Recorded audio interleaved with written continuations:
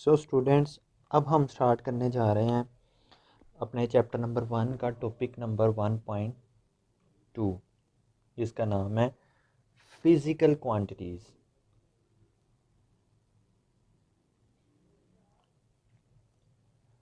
जी, ये हमारे चैप्टर का भी नाम है फिज़िकल क्वांटिटीज़ एंड मेजरमेंट। तो अब हम इसको डिटेल में डिस्कस करेंगे कि असल में फ़िज़िकल क्वांटिटीज़ होती क्या हैं।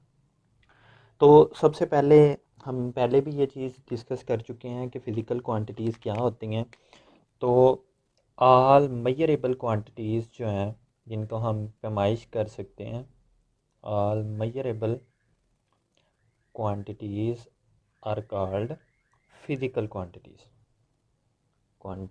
Sorry all measurable quantities are called physical quantities. जैसे इसकी अगर मैं आपको एग्जांपल दूं तो लेंथ, आप इसको मेजर कर सकते हैं। इसी तरह मैस, आप मैस की भी पैमाइश कर सकते हैं, टाइम की भी पैमाइश कर सकते हैं। ठीक है, इन सारी चीज़ों को हम पैमाइश कर सकते हैं, और भी बहुत सी एग्जांपल है जिनको हम पैमाइश कर सकते हैं। अच्छा, नेक्स्ट अगर हम बात करें तो जो फिज़िकल क्वांटिटीज़ हैं, इसमें एक चीज़ जो है वो ज़रूरी होती है। मतलब दो करेक्टरिस्टिक्स अगर किसी चीज़ में मौजूद हैं तो वो फिज़िकल क्वांटिटी है। जिनमें से अगर हम बात करें तो पहला करैक्टर सॉरी पहला करैक्टर है न्यूमेरिकल वैल्यू।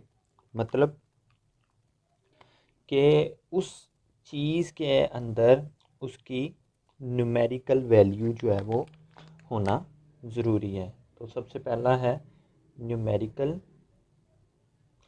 वैल्यू, ये करैक्टरिस्टिक्स उसमें पाया जाएगा।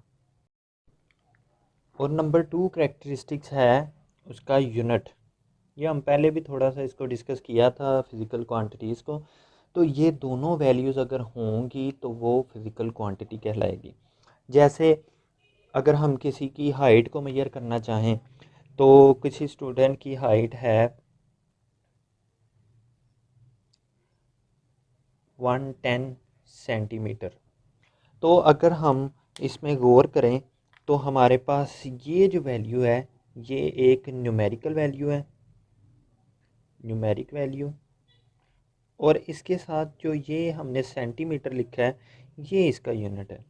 तो ये बात तो क्लियर होगी कि फ़िज़िकल क्वांटिटीज़ में दो करैक्टरिस्टिक्स कॉमन पाए जाते हैं और ये होना ज़रूरी है। एक है न्यूमेरिकल वैल्यू और दूसरा है यूनिट।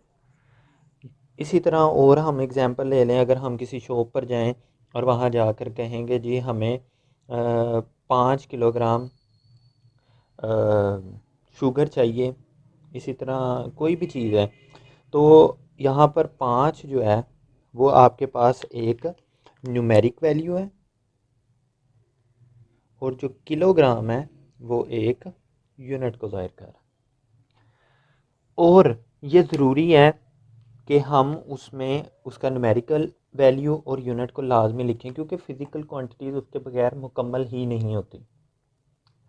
जी, अगर हम किसी शॉप पे जाएं और उसे जाकर कहें हमें किलोग्राम दे दो, तो क्या चीज़, कितनी मिकदार किलोग्राम में चाहिए, ठीक है। या अगर हम शॉप पे जाके कहें हमें 5 दे दें, तो वो 5 क्या देगा, उसको तो नहीं हम बता रहे कि 5 किलोग्राम में चाहिए, 5 ग्राम चाहिए, कितना कितना चाहिए। तो इस वजह से फ़िज़िकल क्वांटिटीज़ को जब भी हम पढ़ते हैं तो उसमें हमें दो चीज़ों को लाजमी बताना पड़ता है, एक उसकी न्यूमेरिक वैल्यू और दूसरा उसका यूनिट। तो मैं फ़िलहाल इन एग्जांपल्स को यहाँ से रेज़ कर रहा हूँ। तो फ़िज़िकल क्वांटिटीज़ को हम दो कैटेगरीज़ के अंदर डिवाइड करते हैं। नंबर 1 है, मतलब दो कैटेगरीज़ कह लें, टू टाइप्स कह लें। तो एक को हम कहते हैं बेस क्वांटिटीज़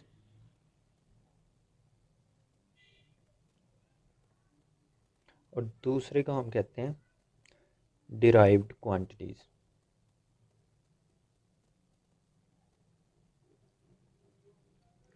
जी, ये इसकी टू टाइप्स कह लेते हैं हम।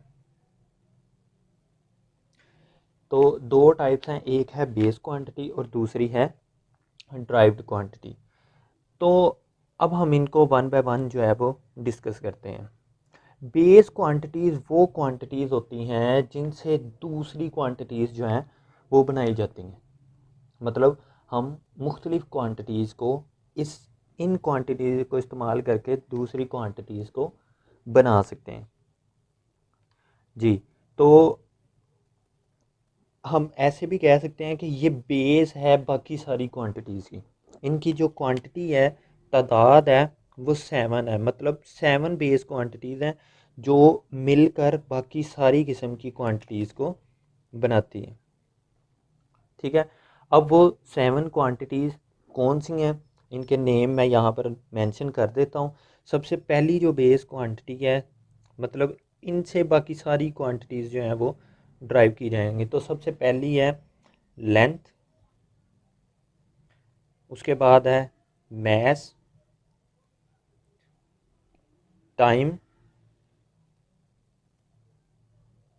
नेक्स्ट है इलेक्ट्रिक करंट,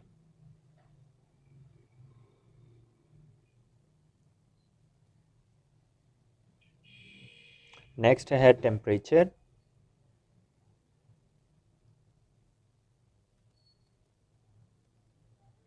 उसके बाद है intensity of light,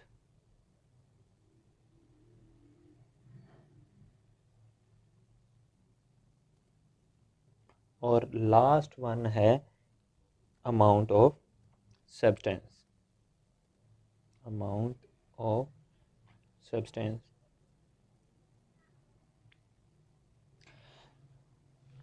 in 7 physical quantities को यूज़ करके हम बाकी सारी जो है वो क्वांटिटीज़ बनाते हैं।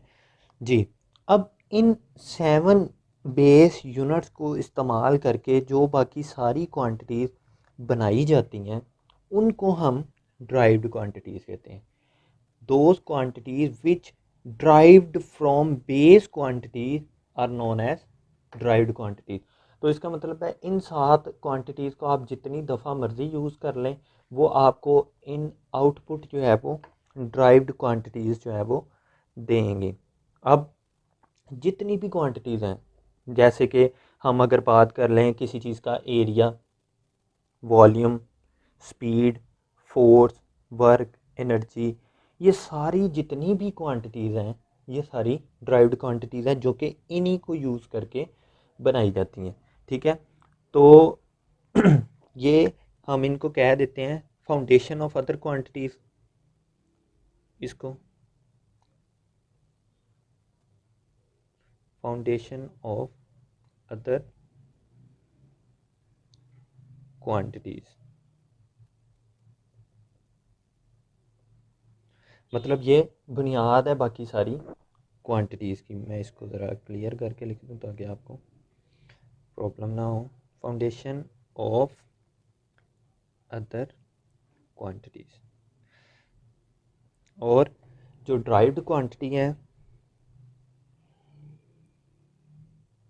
ड्राइव फ्रॉम, नाम से ही जाहिर है कि ये ड्राइव की जाती हैं फ्रॉम बेस क्वांटिटीज़।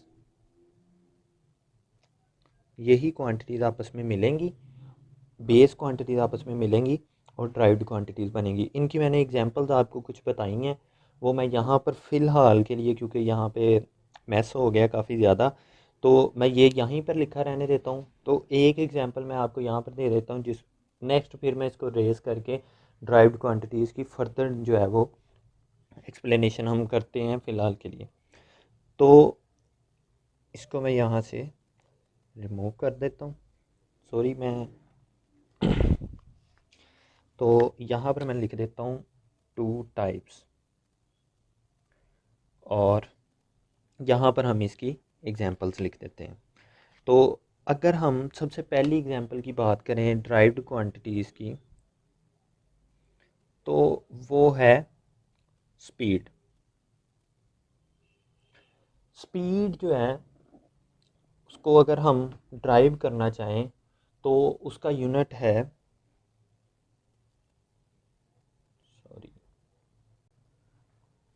तो स्पीड जो है इसका फार्मूला है v is equal to s over t। मतलब s क्या है, ये असल में डिस्टेंस है। डिस्टेंस जो है वो एक लेंथ होती है, तो लेंथ, और अगर हम टाइम को डिवाइड कर देंगे तो हमारे पास क्या निकल आएगी, चीज़ की स्पीड निकल आएगी। क्लियर।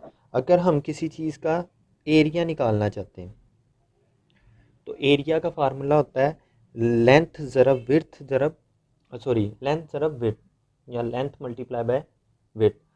तो length multiply by length, width भी लेंथ है।